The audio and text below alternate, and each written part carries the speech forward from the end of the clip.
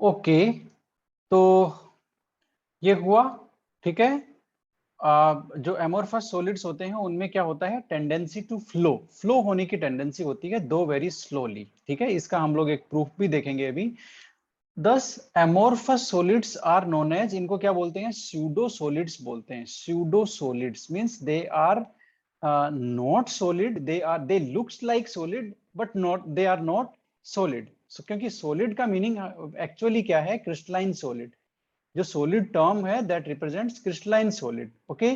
तो ये जो एमोरफस सॉलिड्स होते हैं, they are not true solids, we cannot call them true solids, they are pseudo solids. Pseudo solid means they appear like solid but they are not, they have not the properties of solids, ठीक है। तो ये हो गए कौन, amorphous solid क्या होते हैं, स्यूडो सॉलिड। एक टर्म और है भाई यहाँ, super cooled liquid. Super cooled liquid क्या होता है, कोई लिक्विड को हम लोग क्या बोलते हैं, उसको काफी कम टेम्परेचर पे, मतलब ऐसा लगता है एमोरफस सॉलिड ऐसे होते हैं कि उनकी फिजिकल स्टेट अपीयर तो सॉलिड होती है, लेकिन उनमें जो अरेंजमेंट होता है, ठीक है, पार्टिकल्स का, वो लिक्विड के जैसे होता है, वो लिक्विड के जैसे होता है। इसलिए इनको बोलते हैं सुपर कूल्ड लिक्विड, कि ऐसा लिक्विड जो अपनी पोजीशन में फ्रीज हो गया हो, पार्टिकल्स अपनी जो लिक्विड की पोजीशन आती है उसमें फ्रीज हो गए हो, उसको बोलते हैं सुपर कूल्ड लिक्विड। आप इन टर्म्स को नोट करते जाना, आइडेंटिफाई करते जाना, ठीक है।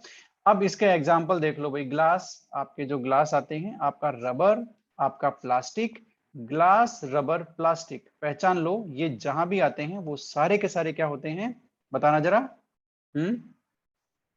एमोरफस। एमोरफस, जितने भी आपके प्लास्टिक हैं, पॉलीमर हैं, रबर है, जितना भी आपका ग्लास है, वो सब एमोरफस होते हैं। जितने भी आपके मेटल हैं वो क्रिस्टलाइन होते हैं, जितने भी आपके सोल्ट्स हैं वो क्रिस्टलाइन होते हैं, बहुत सारे ऑर्गेनिक कंपाउंड है वो भी क्रिस्टलाइन होते हैं, ठीक है। तो ये है। अब एमोरफस और इनमें जो डिफरेंस है वो देख लो भाई, काफी इंपॉर्टेंट डिफरेंस है। और हम डिफरेंस के लिए हमारे पास एक चीज और भी है, हम सीधा वहीं चलते हैं और हम वहां आ गए हैं। और ये हमारे पास, ये सबसे पहले हम देख लेते हैं कि एमोरफस में और जो लॉन्ग रेंज ऑर्डर जो होता है उसका मीनिंग क्या है। शॉर्ट रेंज ऑर्डर और लॉन्ग रेंज ऑर्डर जो हमने आइडेंटिफाई किया है उसका मीनिंग क्या है, ये देख लो। This is long range order. Long range order, long range order का मतलब ये हो गया, देखो यहाँ पर जो ब्लू बॉल्स हैं और जो रेड बॉल्स हैं, इनका अरेंज होने का जो पैटर्न है वो एंटायर क्रिस्टल में फिक्स है, सेम पैटर्न में अरेंज हो रही है, चाहे क्रिस्टल कितना भी बड़ी साइज का क्यों ना हो, ठीक है। तो इसको बोलते हैं कि the pattern, the definite pattern of arrangement of particles, ठीक है, is present in the entire crystal, ठीक है ना। तो इसलिए इनको बोलते हैं लॉन्ग रेंज ऑर्डर, या फिर the particles they arrange in a definite order and that order repeat itself to generate the entire crystal. All these two definitions are same, okay? उसको बोलते हैं हम लोग लॉन्ग रेंज ऑर्डर, ठीक है। ये देखो भाई, शॉर्ट रेंज ऑर्डर है, ये शॉर्ट रेंज ऑर्डर है ना। यहाँ पर कहीं भी फिक्स नहीं है। ये देखो, ये कितने मेंबर की रिंग बन गई, है ना, ये कितने मेंबर की रिंग बन गई, ये कितने मेंबर की रिंग बन गई, ठीक है। तो इनका जो अरेंजमेंट है वो फिक्स नहीं है, जो पैटर्न है वो फिक्स नहीं है। इसको बोलते हैं क्या, short range order. Short distance के लिए फॉलो हो रहा है अरेंजमेंट, इसको बोलते हैं शॉर्ट रेंज ऑर्डर, ठीक है। ये होता है एमोरफस में, ठीक है। तो अब देखो भाई, जो जो अब अभी हमने बात की थी कि इनकी जो प्रॉपर्टीज होती है वो डिफरेंस क्यों होती है, क्यों होता है इनकी प्रॉपर्टीज में डिफरेंस। प्रॉपर्टीज का जो डिफरेंस है, सॉलिड्स की प्रॉपर्टीज का जो डिफरेंस है, वो दो चीजों पे डिपेंड करता है। मैं बार बार आपको वही कहता हूं, वो डिपेंड करता है, एक तो नेचर ऑफ कॉन्स्टिट्यूएंट पार्टिकल की, वो कॉन्स्टिट्यूएंट पार्टिकल क्या है, ठीक है। दूसरा, नेचर और स्ट्रक्चर पे। Yes, structure of the solid, यानी कि उनके अरेंज होने का पैटर्न क्या है, इन दोनों चीजों पे डिपेंड करती है। अब ये जो एग्जांपल है ना, दोनों ही क्वार्ट्ज के हैं। ये क्वार्ट्ज का क्रिस्टलाइन फॉर्म है और ये क्वार्ट्ज ग्लास है जो एमोरफस है। यहां पर कॉन्स्टिट्यूएंट पार्टिकल्स आर सेम। आप देख लो, कॉन्स्टिट्यूएंट पार्टिकल दोनों में सेम सेम टाइप के हैं, लेकिन अरेंजमेंट अलग है। अरेंजमेंट अलग है तो इनका नेचर ही बदल गया। एक हो गया आपका क्रिस्टलाइन और दूसरा हो गया क्वार्ट्ज ग्लास, हो गया आपका amorphous, और दोनों की properties are entirely different, entirely different. So अब आपको समझ में आया कि पार्टिकल सेम होने से भी कुछ नहीं होता, अरेंज होने का जो पैटर्न है वो यदि डिफरेंट है तो it will lead to different properties of the substance. ठीक है, तो ये है। अब हम डिफरेंस देखते हैं, है ना, और डिफरेंस देखने के बाद में पहले हम एक टर्म लेते हैं और फिर उसके बाद हम लोग डिफरेंस देखेंगे। टर्म कौन सी है? टर्म हम वहीं देख लेते हैं, एनाइसोट्रोपी और आइसोट्रोपी है ना। तो पॉइंट्स ऑफ डिफरेंस, ये तो एमोरफस में और उसमें हो गया भाई, ठीक है, कोई बात नहीं। ये लो भाई, अब ये आप पढ़ने जा रहे हो एनाइसोट्रोपी किसको बोलते हैं और आइसोट्रोपी किसको बोलते हैं। ठीक है, एनाइसोट्रोपी ये बेसिकली प्रॉपर्टीज है किनकी? एमोरफस की और क्रिस्टलाइन की। ठीक है, तो क्रिस्टलाइन सॉलिड्स तो क्या होते हैं, ये सेंटेंस देख लो, बड़ा ही इंपॉर्टेंट है, ये सेंटेंस याद कर लो ऐसे कैसे। Crystalline solids are anisotropic in nature, these are anisotropic in nature. अब एनाइसोट्रोपी का मीनिंग क्या है वो देख लेते हैं। वो क्या है? In crystalline solids some of their physical properties, crystalline solids की कुछ फिजिकल प्रॉपर्टीज कौन कौन सी? यस, हम यहां पर मार्क करते हैं कौन कौन सी प्रॉपर्टीज है। Electrical resistance, refractive index, coefficient of thermal expansion, three of the physical properties we have noted here: electrical resistance, refractive index and coefficient of thermal expansion। ठीक है, ये क्या होती हैं?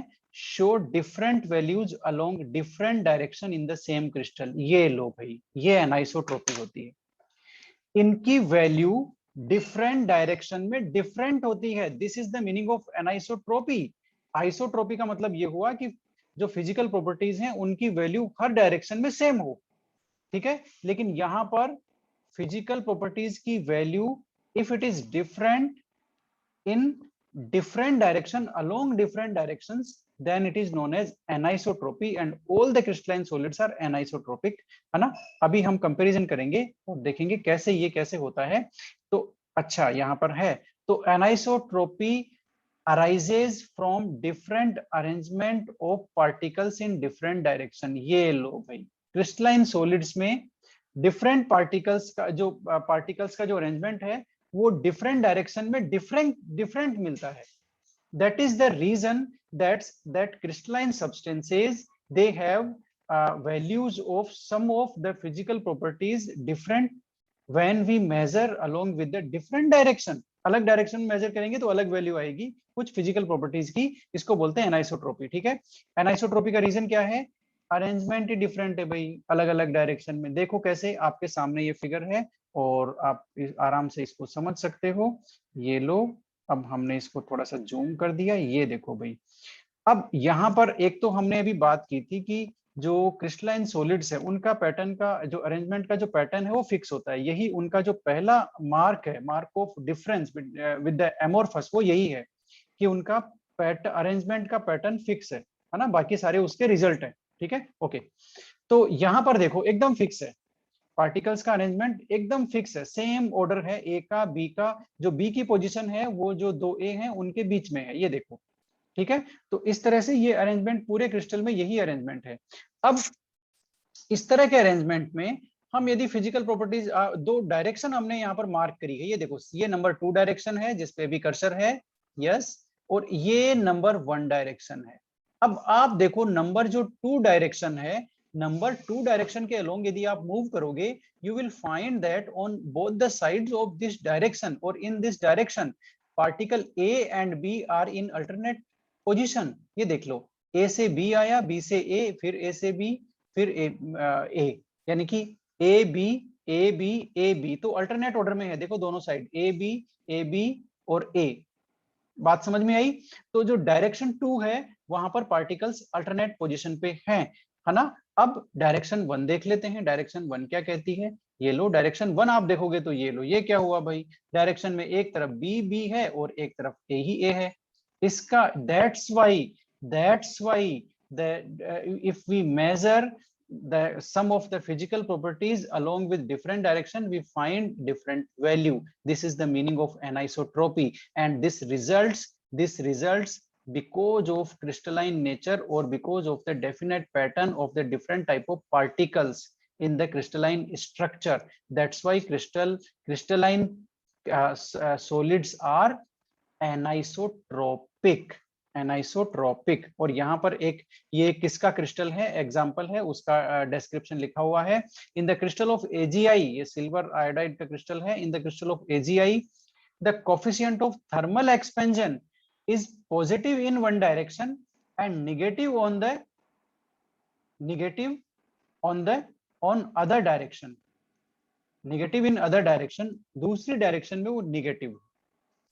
बात समझ में आई, थर्मल एक्सपेंशन की वैल्यू। तो ये है एनाइसोट्रोपी का मीनिंग। तो एनाइसोट्रोपी का मीनिंग क्या हुआ बताना भाई, कोई बता सकता है क्या? सिंपल लैंग्वेज में कहेंगे तो क्या हो गया? डिफरेंट, उनकी फिजिकल प्रॉपर्टीज डिफरेंट डायरेक्शन में डिफरेंट होती है। हाँ, एनाइसोट्रोपिक बेसिकली आपको दो तीन चीजें याद रखनी है। The first one is crystalline substances are anisotropic. Number two, what's the meaning of anisotropy? Anisotropic substances shows different values of some of physical properties when measured along with the different direction. अलग direction में measure करेंगे, अलग value आई। This is the meaning of anisotropy. Okay, isotropy का मतलब हो गया किसी भी डायरेक्शन में करो सेम वैल्यू आएगी। ओके, तो एनाइसोट्रोपी होती है। क्यों होते हैं भाई? क्योंकि जो डिफरेंट पार्टिकल्स, जो क्रिस्टलाइन सब्सटेंसेस में क्या होता है, क्रिस्टलाइन सॉलिड्स में क्या होता है, पार्टिकल्स का अरेंजमेंट है वो डिफरेंट डायरेक्शन में डिफरेंट होता है। डिफरेंट डायरेक्शन में डिफरेंट, याद रखना इसको। They have different arrangement of particles in different direction. It is written here that they have different arrangement of particles in different direction. Okay, that's why the physical properties shows different value along with the when measured along with the different direction. ठीक है, तो ये हो गए crystalline. अब आप समझ गए होंगे कि आइसोट्रोपिक क्या होती है। ये सारा उसका रिवर्स होता है जो हमने डिस्कस किया है, एमोर्फस। एमोर्फस आइसोट्रोपिक होते हैं। आइसोट्रोपिक का मीनिंग क्या है? any physical value, any physical property would be same along any direction. This is known as isotropy. और ये क्यों होता है? Because there no long range order, short range order होता है, रैंडम अरेंजमेंट होता है, इसलिए सब तरफ एकदम फिजिकल प्रॉपर्टी का किसी भी डायरेक्शन में ले लो, because of the random arrangement of the particle, because of the short range order of the particle, है ना।